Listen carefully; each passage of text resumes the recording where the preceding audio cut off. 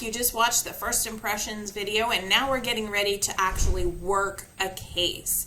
And as we work the case, I'm going to remind you of something we talked about last week in our interactive session, and that is the fact that we are going to be doing national CASA case studies as well as that Harris-Price case study from Texas that is going to go throughout the lessons. Today, right now, we're going to focus on the blue case, which is one of our national CASA GAL case studies. So, again, I'm going to remind you, we spend a lot of time as we start to work a case talking to people, and communication is essential to what we do. However, remember from training, we want to keep this very conversational. We don't want this to turn into an investigation or an interrogation, excuse me. We do want to take notes at all visits and meetings. We'll talk a little bit more about that later.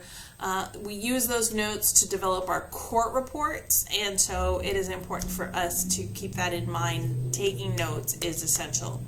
A couple of questions that we've gotten over the time that I want to take a second while I'm thinking of it is, number one, I definitely want to say that do not record the visits. That is not how we do things now. If you are asking questions just like, hey, can I record that so I can get your exact words? That's okay because you have their permission. But then as soon as you start recording, it's like, okay, so I'm recording this with your permission. Is that correct? And then say, and if you'll just say your name, the date, and that you're giving me permission. That way you have permission. However, it is considered case file materials, and so it will not be something that you can keep forever. It'll have to be deleted. Check with our policies and procedures on how to do that, or if you have questions, reach out during the interactive training. Okay, so we are going to go ahead and we're going to start working on the blue case.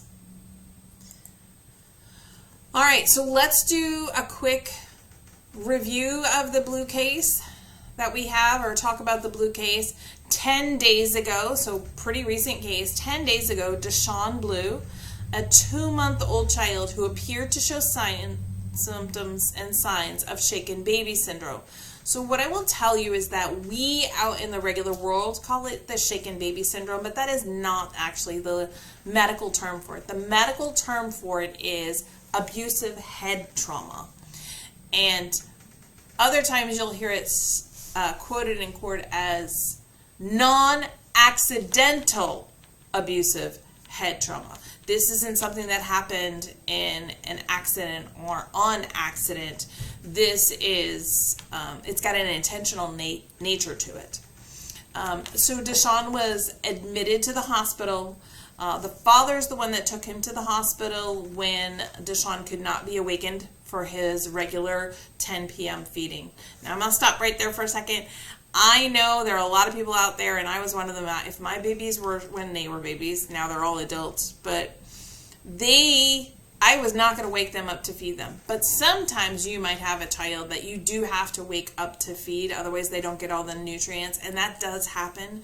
So we're not going to say the fact that, like, you know, that he woke the baby up to feed it is a bad thing, especially if they might have medical reasons for that. Or they might know that if they wake him up and feed him at 10, he'll then sleep through the night, and then everybody gets better rest or whatnot.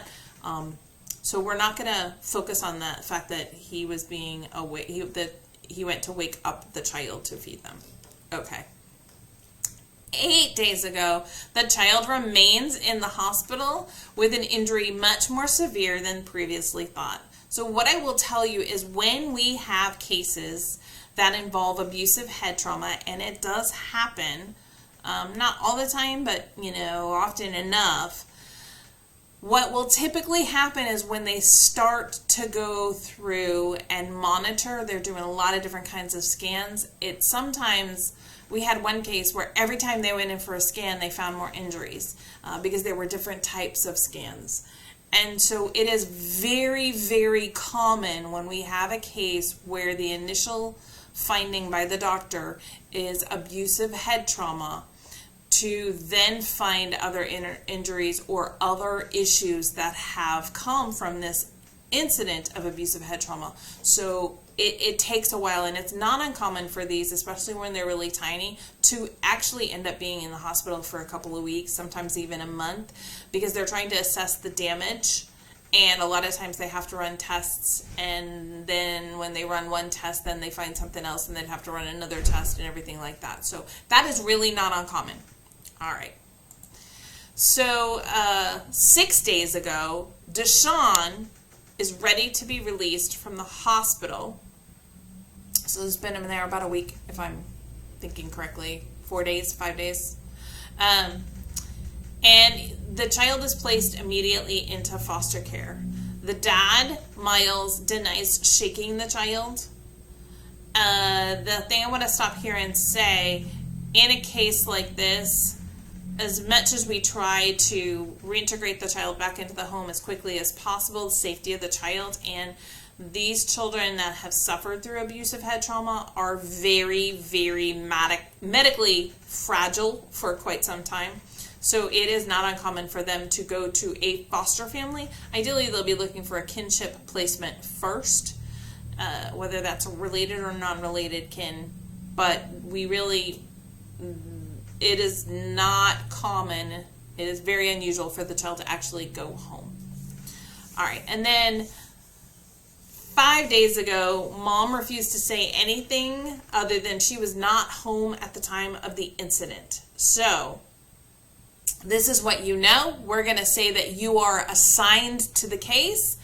And so what I'm going to ask you is, who would you want to talk to first? Is usually one question. But when you go to talk to the parents, what are some of the questions that you would want to ask? And you're going to put those in the section below. But before you do, I want to remind you of something really important here. We are not doing a criminal investigation. We are not trying to find out who done it.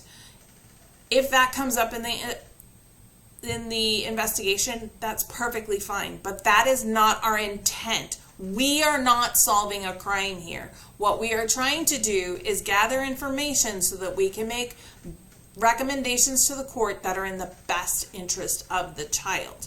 And the best interest of the child is typically the best interest of the family. So, keeping in mind that we're not trying to find out who done it, we are just trying to find out kind of what's going on. What are some questions that you would want to ask the parents at your first visit with them? And put that below.